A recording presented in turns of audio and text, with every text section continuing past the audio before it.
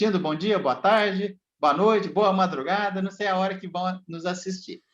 Daniel, na prosa prévia, eu fiquei curioso. Você parece-me que é zen, tranquilo.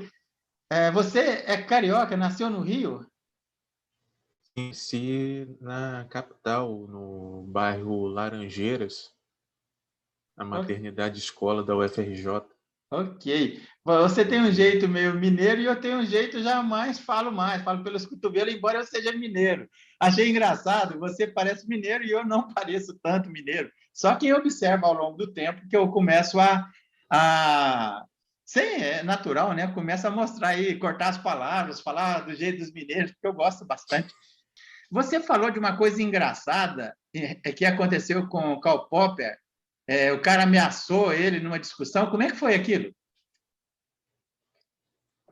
Estavam e Wittgenstein reunindo um evento e a discussão do momento era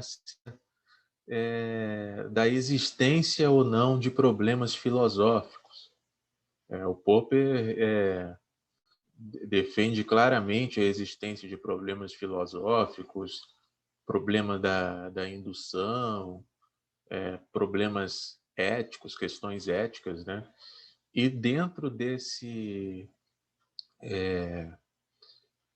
acontecimento, dentro desse, o Popper e o Wittgenstein começaram a dizer acerca da existência de problemas filosóficos.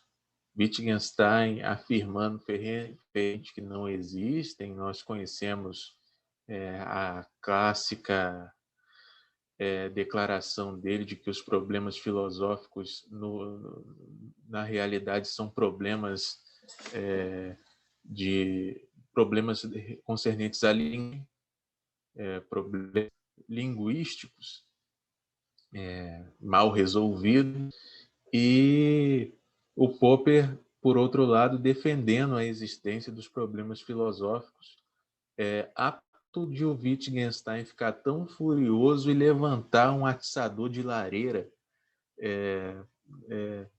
em direção ao Popper. Aí o Popper rebate o Wittgenstein da seguinte maneira: existem problemas filosóficos.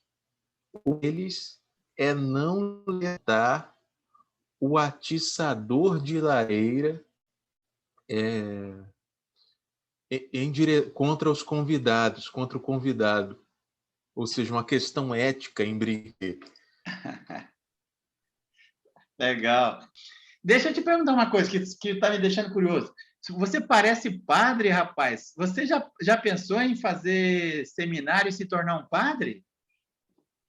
Já sei, inclusive isso vem assim diuturnamente à minha cabeça, mas ao mesmo tempo hesito com o intento de ter uma vida acadêmica independente. Mas eu penso em vida acadêmica, mas ao mesmo tempo eu lembro de que nós temos exemplos de filósofos que tiveram vida sacerdotal e vida acadêmica. Um deles é o Mariano Artigas, um filósofo espanhol, padre católico, que dedicou um bom tempo de sua vida estudando Popper, propondo uma nova chave de leitura a partir de uma base ética que está desde o início da obra do Popper. E ele era padre, lecionava na Universidade de Navarra. Preciso me decidir.